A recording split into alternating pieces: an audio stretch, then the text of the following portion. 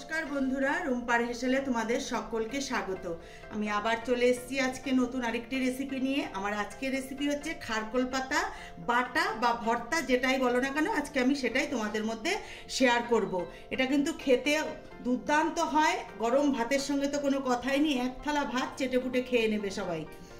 দেখো এই যে খারকোল পাতা আমি এটা এইভাবে কেটে নিয়েছি পরিষ্কার করে ধুয়ে টুয়ে। আর আমি এখন এবার চলে যাব গ্যাসের কাছে। প্রথমে দেখো বন্ধুরা, কড়াই বসিয়ে আমি কড়াইতে তেল দিয়ে দিয়েছি। এটা কিন্তু সরষের তেলে করব। সরষের তেল দিয়ে দিয়েছি, গরম হয়ে গেছে সরষের তেল। এবার আমি সবার প্রথমে একটু তেলের মধ্যে একটু হলুদ দিয়ে দেব।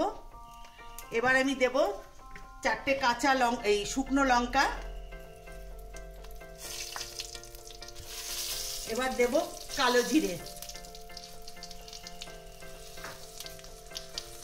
এবার আমি এর মধ্যে দিয়ে দেব বেশ কিছুটা গোটা রসুন। রসুনের পরিমাণটা তোমরা তোমাদের খারকোল পাতার মাপ অনুযায়ী দেবে, আমি এতটা দিলাম। রসুনটা দেখো ভাজা ভাজা হয়ে গেছে। রসুনের পরিমাণটা একটু বেশি দিলে খেতে বেশি ভালো লাগে। এবার আমি এর মধ্যে দিয়ে দেবো এই দেখো কেটে ধুয়ে রাখা খারকোল পাতা।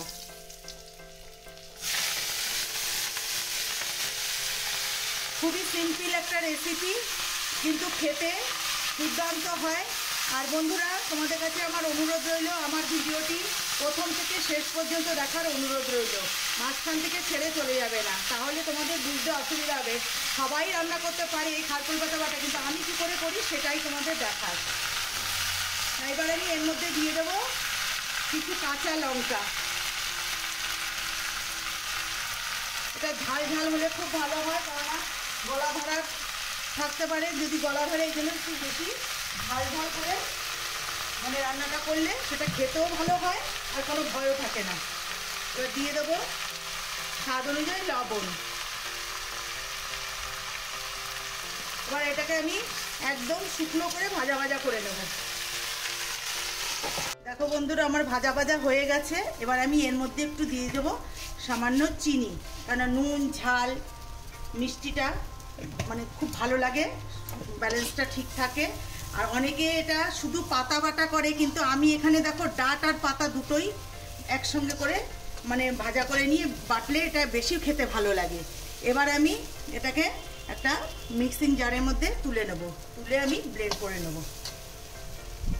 এই যে দেখো মিক্সি জারের মধ্যে তুলে নিয়েছি। এখন আমি এর মধ্যে একটু পাতিলেবুর রস চিপে দেবো, তাহলে আর গলা ধরারও ভয় থাকবে না, আর খেতেও ভীষণই ভালো লাগে। তোমরা অবশ্যই একবার এইভাবে বানিয়ে খেয়ে আমাকে কমেন্ট বক্সে কমেন্ট করে জানাবে তোমাদের কেমন লাগলো। এবার আমি এটা পিষে নেব মিক্সিতে। এই যে দেখো বন্ধুরা, আমি মিক্সিতে পেস্ট করে এই পাত্রে তুলে নিয়েছি। তাহলে বন্ধুরা, তোমরা অবশ্যই একবার এটা বাড়িতে আমি যেভাবে তৈরি করলাম সেইভাবে তৈরি করে খেয়ে আমাকে অবশ্যই জানাবে। আর আমার এই ভিডিওটি যদি তোমাদের ভালো লেগে থাকে, লাইক শেয়ার কমেন্টস করো। আর আমার চ্যানেলটিকে যারা এখনও সাবস্ক্রাইব করোনি তারা অবশ্যই সাবস্ক্রাইব করে আমার পাশে থেকো। আর যারা করেছো তাদেরকে অসংখ্য অসংখ্য ধন্যবাদ। আর আজকের মতো আমি এখানেই ভিডিওটি শেষ করছি। ভালো থেকো, সুস্থ থেকো, নমস্কার।